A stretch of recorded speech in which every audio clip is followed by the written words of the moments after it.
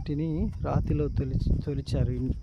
ఈ రాతి తొట్లు ఇవి నీళ్లను నిల్వ ఉంచుకొని వీటిని ఉపయోగించుకుంటారు. ఇక్కడ ఉన్న మరి బుద్ధుని శిష్యులు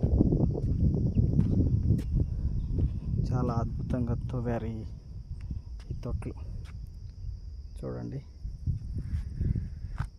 వీటిలో మరి ఇక్కడ నివసిస్తూ ఉంటారు. స్తూపాలు గట్టు చుట్టూ చాలా ఇండ్లు ఉన్నాయి. అంటే శిష్యులు నివసించేందుకు, వాళ్ళు ఉండడానికి.